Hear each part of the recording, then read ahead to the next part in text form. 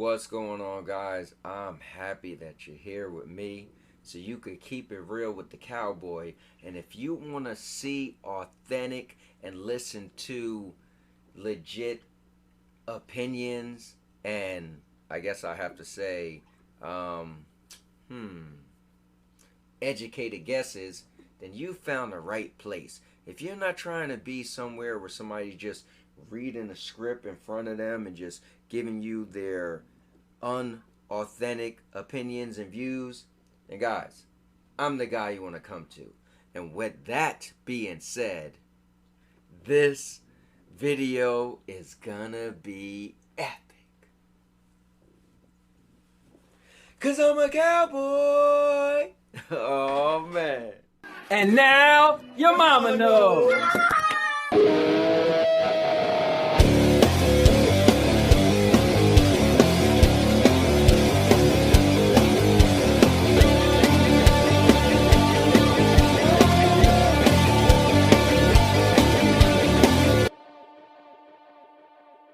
Alright guys, so we know Google Stadia is dead.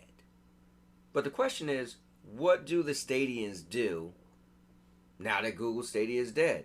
Well, me personally, I think you guys should migrate to xCloud. And I'll tell you why.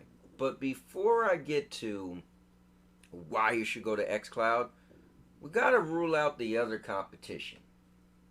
So number one, boosteroids. I don't think boosteroids is the best fit just because there's talks of it not being 100% legal. And so you don't know what games can be pulled. Now the good thing is if you go with boosteroids, those games you would have already been able to use on the PC. But let's say you go to boosteroids just to be able to get these, AAA games that a lot of other cloud services don't have. But if you don't have a PC, you're kind of screwed. Number two, let's just tackle the GFN. Alright, so the thing is for Stadians, a lot of Stadians really didn't care about what games they played, right?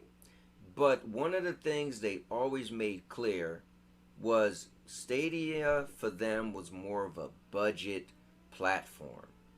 They were able to play Stadia games for basically next to nothing.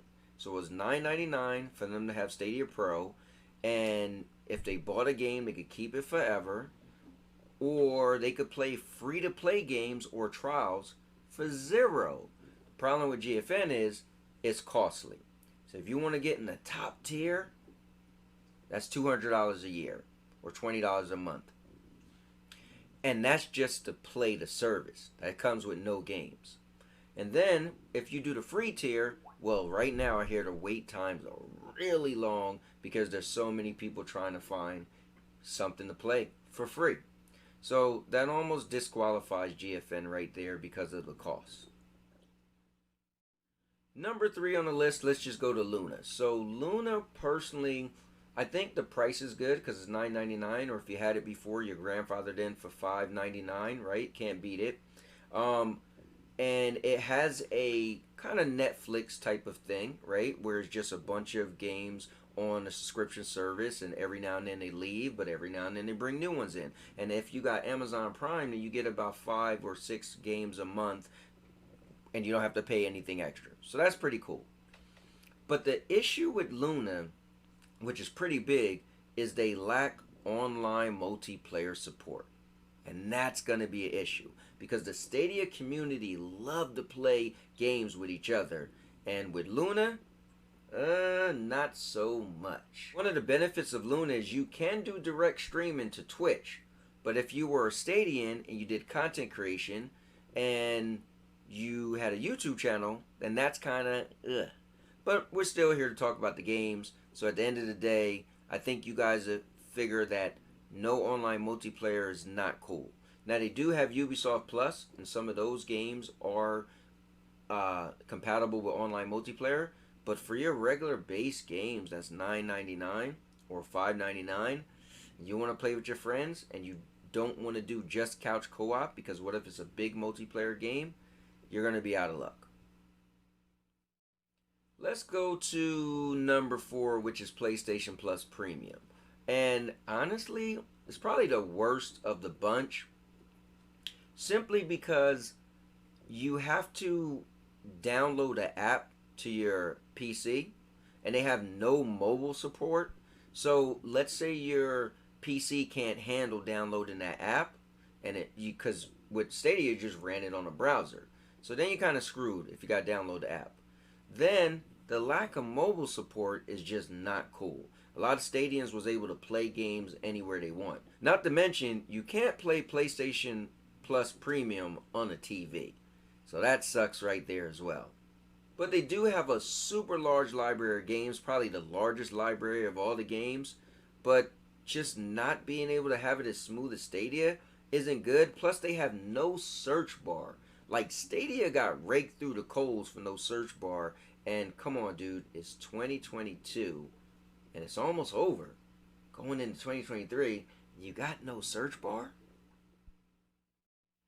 Now, Nintendo has a streaming service as well, but long story short, I believe you need to have a Switch, and being that Switch is hundreds of dollars, that's just going to be like out of the question right there.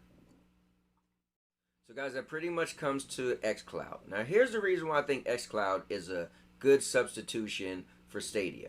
Number one, you could use it on practically all the same devices. So if you got a PC and you've been using Stadia, just going through the web browser, you could do the same thing with xCloud. If you're on your phone and you download the Stadia app, you could do the same thing with xCloud. The only problem is you can't really play xCloud on TVs yet unless you have a Samsung TV with the Samsung Hub. So that's gonna kind of suck, but yeah. But xCloud has a large library of games, way bigger than Stadia, and also for that $15.99 a month, yes, you'll pay an extra $5 than Stadia Pro, but I think it's worth it because you're going to get a larger library, you're going to get day and date games, and on top of that, the quality of games for me is going to be higher because you're going to get exclusive Xbox games. And when I say exclusive, I mean any Microsoft Xbox games is going to be included day and date. That's very powerful. Now, I'm sure they might have some that might not be, but their track record is amazing with bringing their exclusive day and date games to xCloud. That's a big bonus. Personally, xCloud is everything Stadia was and then some. Subscribe to the most epic channel on YouTube for live streams every week, daily videos. Subscribe. Now, it's not 4K like Stadia was, but honestly, every game on Stadia wasn't 4K anyway. Me personally, when I did a side-by-side test and I played Wreckfest and I did a race on Stadia, then I did a race on xCloud, I was coming in first place on both. I was coming in second place in both. I was doing just the same thing. So for me, the last time I played xCloud, it played just as good as Stadia, and it looked pretty good too. Now, Stadia did have the edge on the graphical fidelity, but listen, you're going to get a lot of extra stuff as well. And especially for the people in the Stadia community that don't really care too much what games you get, you're going to get some banger games and a bunch of indie games too. You can't really go wrong with xCloud when having it as a substitution for Stadia. Oh, also, there's some people that say you can't use your Stadia controller on xCloud. I'm here to tell you that that's not the case. Check it out. Here we go, my Stadia controller, and I'm using it to move around with xCloud. I've been playing xCloud on my Stadia controller for a very long time, so trust me, it very much works. There's no reason why somebody should say it doesn't work. Now, it is wired. Maybe wirelessly you're not going to be able to use it, but guys, just plug it in and it works perfectly fine on xCloud. I've even used my PlayStation 4 and my PlayStation 5 controller on xCloud. So xCloud seems to be pretty cool, similar to Stadia, where you can use just about anything. And they're even coming out with support for keyboard and mouse at some point as well. It might even have some there as well. And one of the really cool things xCloud did do that I have to say that they did a little better than Stadia was a lot of games you play on your phone, they have the actual touchscreen controls on a lot of games. So that's a pretty good plus as well if you're into playing games on your mobile devices. And not to mention, they're even going to allow you to start purchasing games on Xbox and actually play them in the cloud.